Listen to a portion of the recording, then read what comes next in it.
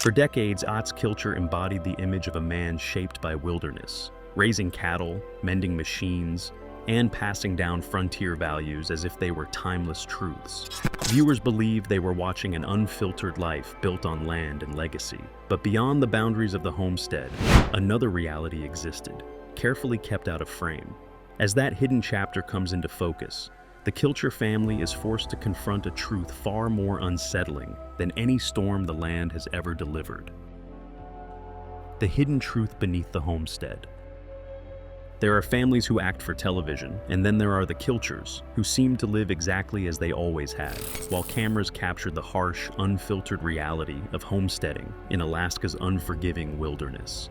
For more than a decade, Alaska: The Last Frontier transformed Kilcher into a symbol of genuine frontier survival, a man who appeared to reject modern comfort in favor of self-reliance and a deep bond to land, first settled by his Swiss immigrant father generations earlier. Audiences watched him hunt and fish, mend machines with battered hands, and sing folk songs about honest work and simple living. Yet, across hundreds of episodes, concealed a truth that quietly contradicted that image, a secret that would eventually send shockwaves through his own family. The earliest signs did not come from producers or relatives, but from people in Homer, Alaska, the closest edge of civilization to the Kilcher homestead. Soft rumors circulated in cafes and bars about being seen in places and circumstances that didn't match the man shown on screen, spending time with people far removed from homesteading or frontier ideals. Locals understood that the television version of did not always match the man who occasionally passed through town. Inside the family, small inconsistencies appeared, but were quickly dismissed. Would vanish for days or even weeks, explaining it as remote work or hunting trips across the 600-acre property, where communication was nearly impossible. His moods darkened without warning. Money sometimes seemed to move in ways that didn't fit a subsistence lifestyle.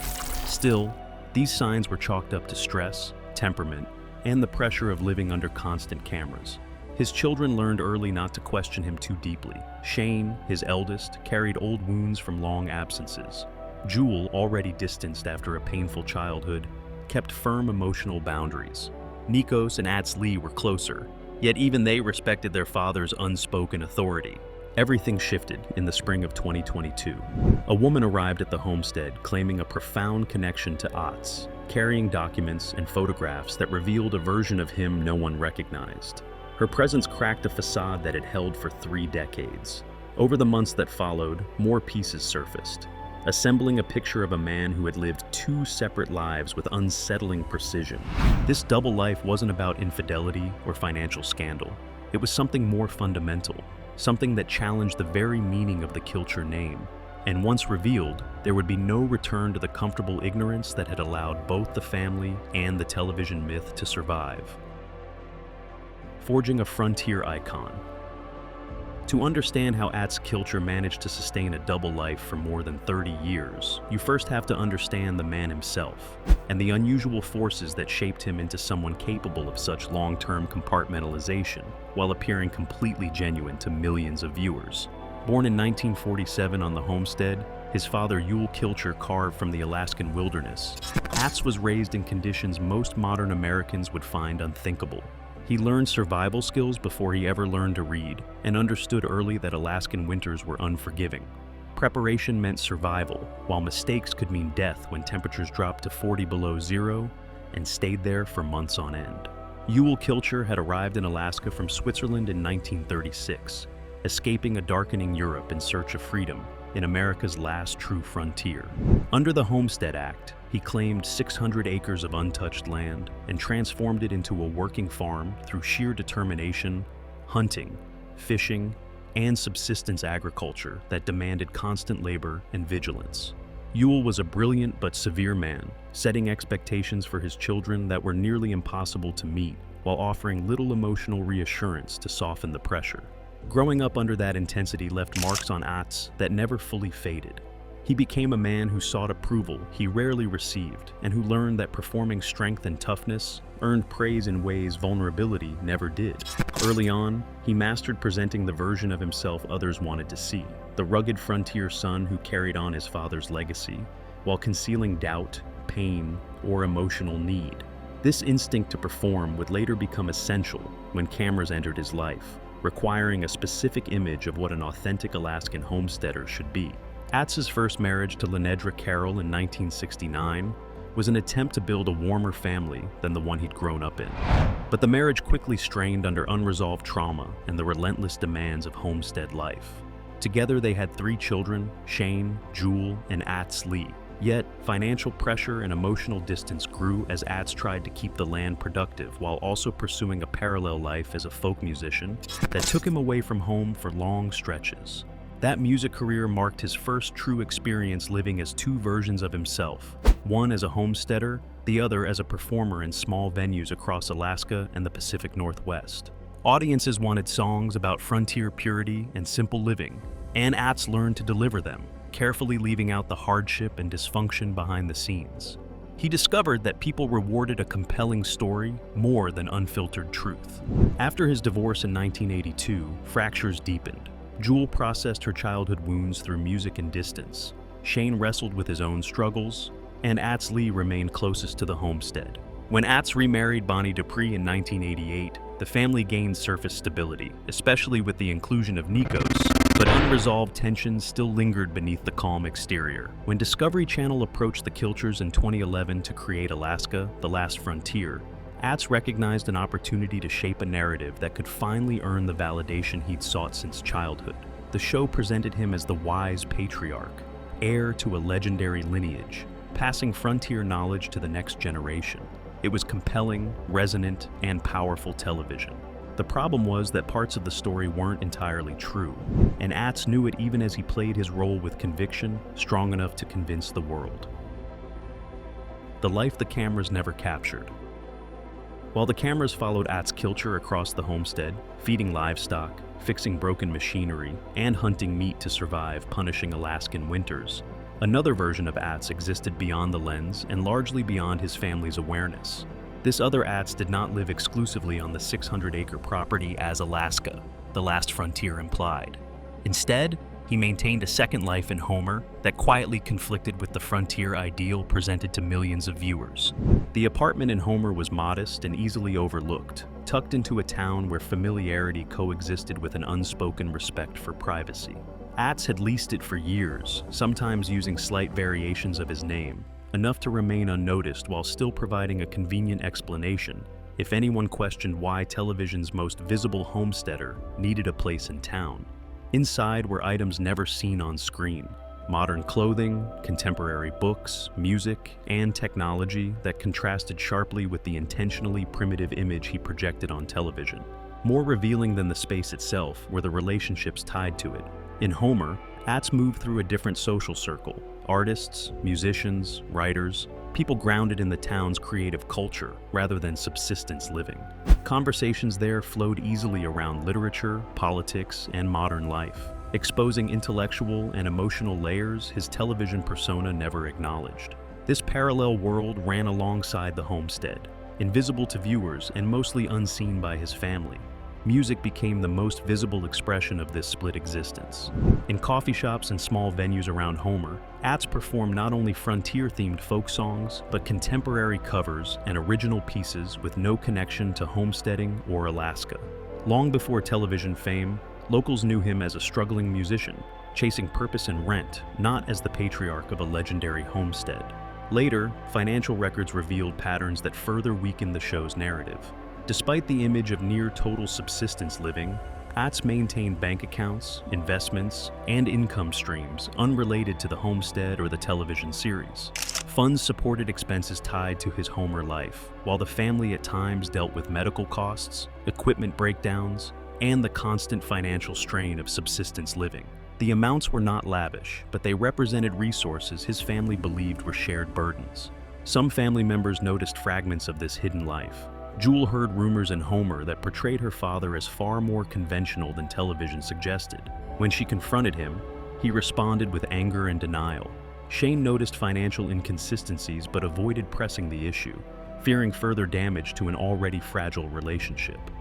Bonnie, his second wife, understood some of the compartmentalization that kept their marriage intact, though even she never grasped how extensive the separation had become. The reckoning came not from family or television executives, but from someone in Atz's Homer life, a woman who felt betrayed upon discovering the private man she knew had presented a completely different version of himself to the world. Her sense of deception breached the boundaries Atz had maintained, forcing truths into the open the family could no longer ignore. Once revealed, the double life could not be dismissed as eccentricity or personal complexity. It challenged the foundation of trust within the family and the authenticity of the image that had sustained their public legacy. And with the separation between performance and reality finally exposed, the consequences were unavoidable.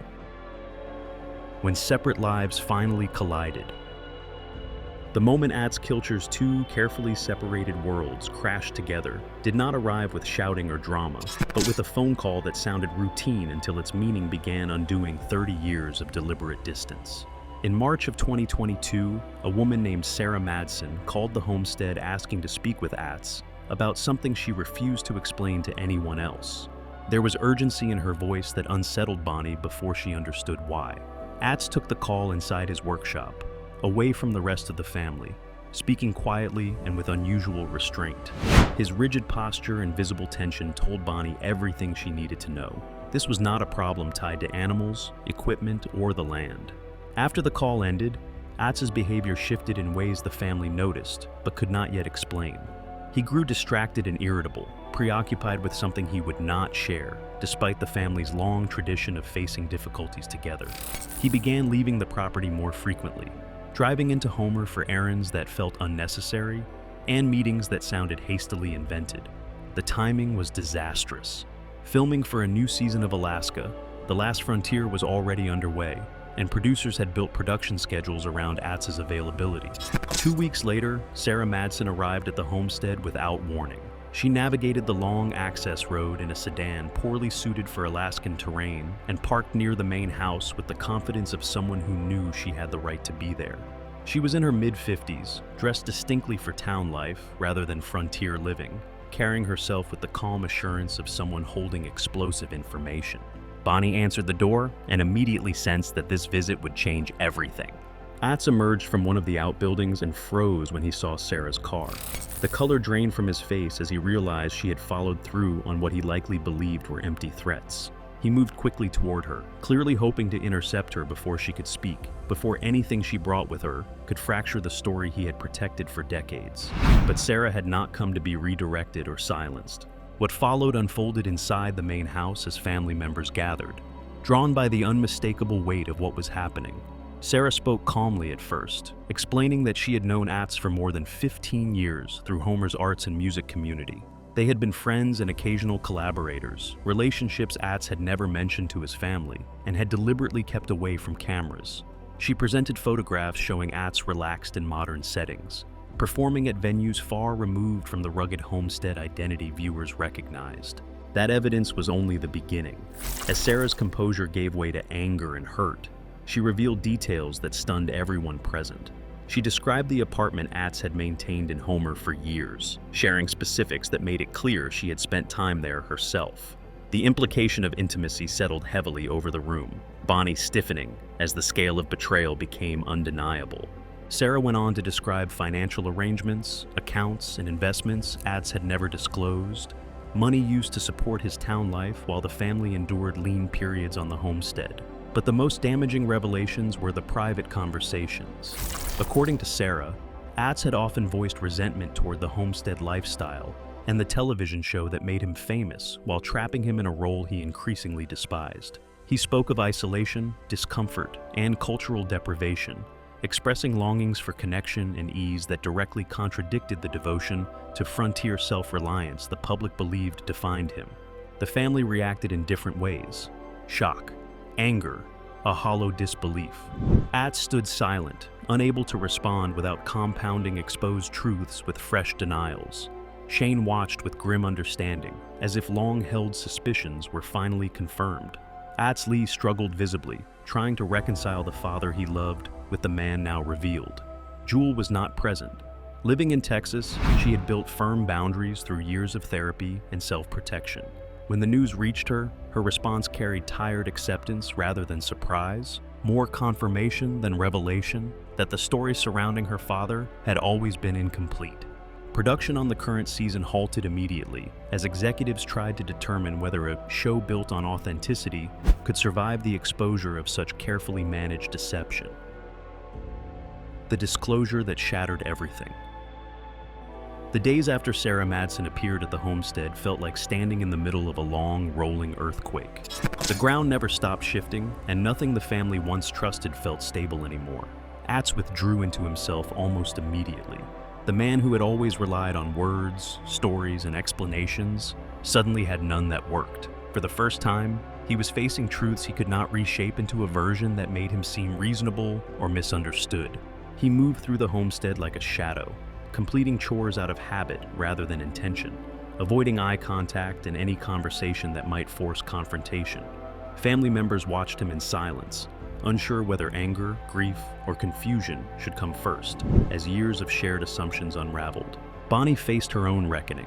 She was forced to examine how much she had suspected over the years and how much she had consciously chosen not to examine for the sake of keeping the marriage intact. She had long accepted that Atz needed independence beyond the homestead, that creativity and survival did not always coexist comfortably, and that television demanded a simplified version of who he was. But learning that he had maintained a separate residence and possibly deeper relationships with people she had never known crossed a boundary she had never prepared herself to face. 3 days after Sarah's visit, the family gathered to talk. Everyone was present except Jewel, who joined through a video call from Texas, her face on a laptop screen resting on the kitchen table. The discussion began with Atz offering an explanation that satisfied no one. He spoke about needing balance, about feeling confined by the role of patriarch created by cameras and reinforced by family mythology.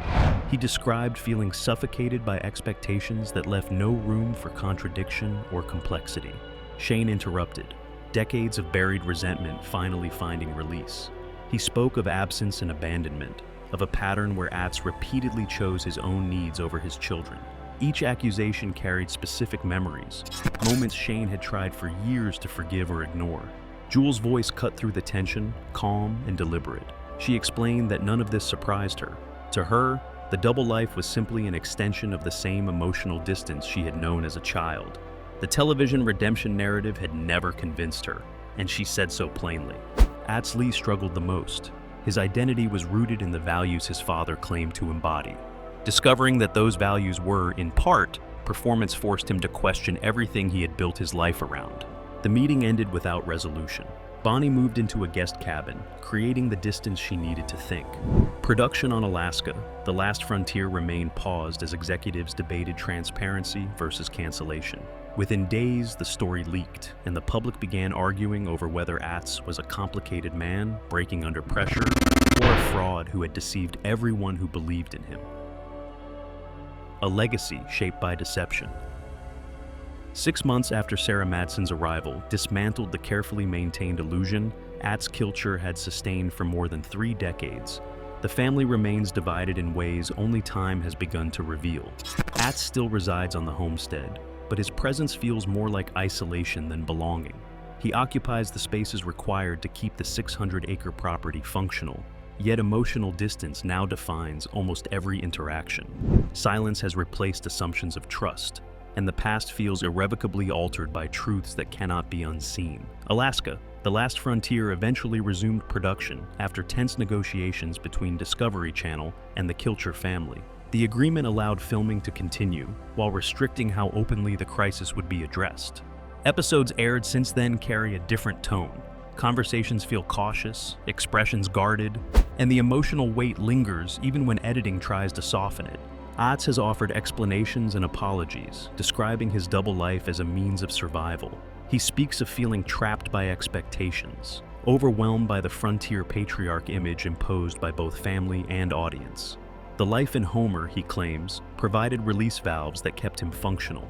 Without that separation, he insists, he would have collapsed beneath the pressure of performing Atz Kilcher, rather than living as a flawed man seeking balance. Reactions within the family differ. Shane maintains minimal contact, limiting communication to homestead necessities while withdrawing emotionally. Jewel has stepped even farther back, interpreting the revelations as confirmation of instincts formed in childhood. For her, forgiveness does not equal renewed closeness. Atz Lee appears the most visibly conflicted. His adult identity is bound tightly to Homestead values now cast into doubt. He questions whether his life reflects personal choice or inherited performance, uncertainties that strain his marriage and cloud the legacy he may pass on. Bonnie has returned to the main house but holds firm emotional boundaries. Their marriage endures structurally, changed in substance. Counseling trips to Anchorage represent effort rather than resolution, attempts to rebuild trust that may never fully return. Bonnie admits she no longer knows where sincerity ends and performance begins. Among viewers, the reckoning has forced a re-evaluation of the Kilcher image. Some feel betrayed, believing the show violated an implicit promise of authenticity. Others respond with empathy, recognizing the impossible burden of living under constant cameras while embodying a myth. The Kilcher legacy now reads differently. What once seemed a straightforward tale of frontier self-reliance appears far more complex. Part belief, part compromise, part performance. The question is no longer whether the image was pure, but whether purity was ever possible.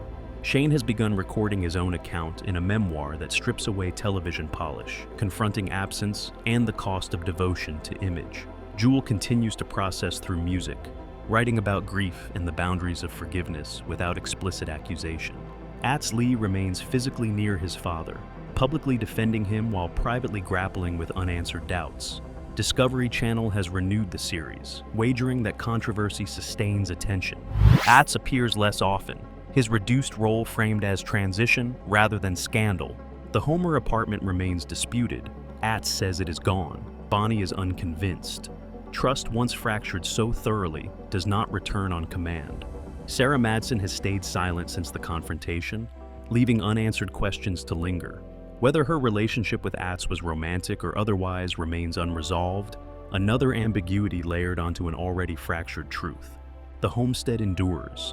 Animals still need care. Machinery still fails. Winter arrives without concern for betrayal or repair. The land demands labor, regardless of emotional collapse. And perhaps that is the enduring truth of this story. The frontier myth promises clarity, honest work, honest values, honest lives. Real people are rarely so simple. Ats Kilcher's double life did not destroy the homestead. It revealed the cost of believing any life, especially one lived beneath cameras and expectation, can remain untouched forever. What this story ultimately leaves us with is not a villain or a hero, but a reminder. The lives we see on television are rarely as simple as they appear, and the myths we celebrate often hide uncomfortable truths beneath them. Ats Kilcher's journey shows how easily survival can blur into performance, and how long a person can carry contradictions before they surface. The frontier endures, indifferent to image and reputation. What changes are the people who must live with what is revealed once the story can no longer be controlled?